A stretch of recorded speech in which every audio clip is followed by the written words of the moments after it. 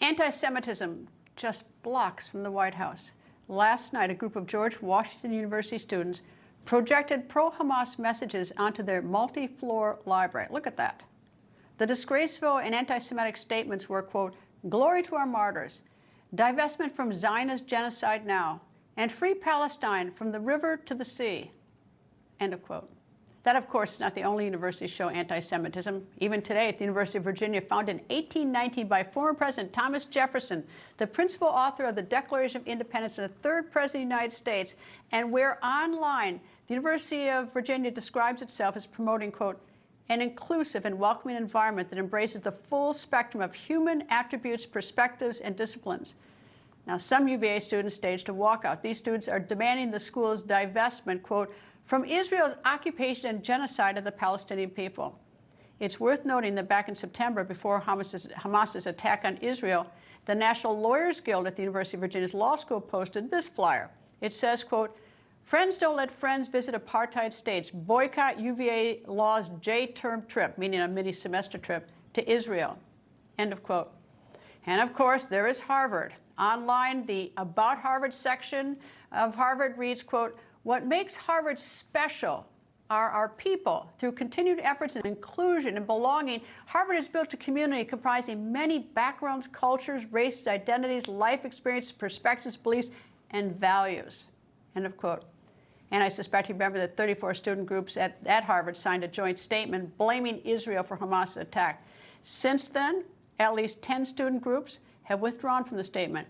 And yesterday, the Harvard Crimson, the school newspaper, published this article. It reads, quote, "Harvard will establish a task force to support students experiencing doxing, harassment, and online security issues following backlash against students allegedly affiliated with a statement that held Israel entirely responsible for violence in this Israel-Hamas conflict," end of quote. This task force will share resources with students, coordinate services, and communicate with college staff. Specific examples of each are not mentioned, nor is it mentioned whether any of these Harvard students who signed on to this unthinkable statement of anti-Semitism regret it or even apologize. And as an aside, the annual tuition at George Washington University, we saw that on their wall, on their building, is about $65,000 a year. UVA can cost up to $90,000 for out-of-state residents, and Harvard's price tag is nearly $80,000 per year. Harvard Law professor, our former Harvard Law School professor emeritus, Alan Dershowitz, joins me. Good evening, sir. And, you know, we're seeing so much of what's going on in these campuses. But prior to October 1st, did the leadership at these universities, these presidents and professors, did they know about all this hatred? Oh, of course they did, and they tolerated it because the squeaky wheel gets the grease, and the Jews haven't been complaining as much as other groups. And so the university has applied an obvious double standard. Let me make my view clear. As a First Amendment advocate, as a civil libertarian, as somebody who loves the Constitution, I want to see the name of every single student who participated in any signing of any statement blaming the horrible assaults on Israel. I want to see their names published. I want to make sure everybody in the world knows who they are, so that they can decide whether these people deserve to be hired for jobs. That's not doxing. That's not McCarthyism. That's transparency. That's the essence of the First Amendment. I will personally participate in the naming and publicizing the names of these students. Let them come after me at Harvard. Let them show some sympathy for the people who were murdered and raped and robbed. And let these students who signed this demonstration, blaming it all on Israel, let them go and volunteer.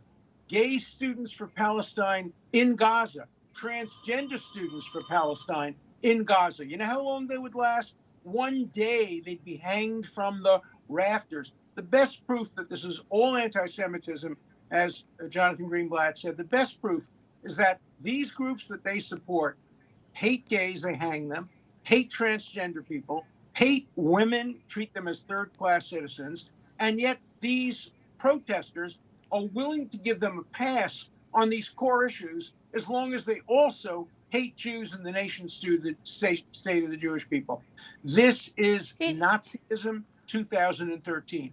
The Lawyers Guild used to be called the Communist Front Organization. I defended the Lawyers Guild. Today, the Lawyers Guild is a Nazi front organization. It supports the Nazism of Hamas, Islamic terrorism, and other groups. And let no one ever think that this is about being pro-Palestine. I'm pro-Palestine. I'm in favor of a two-state solution. I'm in favor of the Palestinian people having the right to get rid of Hamas and live in peace and live decently. I'm in favor of that. None of these demonstrations call for a two-state solution.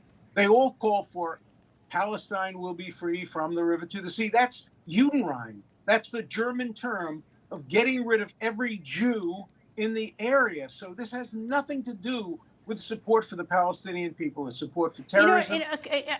And the irony was that and listen to what you say. Look, I mean, one of the things, I mean, Jews have not been victims. You know, they have stood up for their rights. They just haven't been victims. And sort of the irony is that those who were so hateful at Harvard now have this group because, you know, it's so incredible. They want to be coddled. I mean, why don't, you know, it's just stunning. They're not, you know, it's even unthinkable. I'm thinking, like, what do their families think about them? Are they pro, you know, beheading babies? I mean, it's insane. And they won't come out and say it. They're afraid. They wear masks. They weep and cry. Oh, my name will be revealed. Maybe I will lose my job. Well, you ought to lose your job.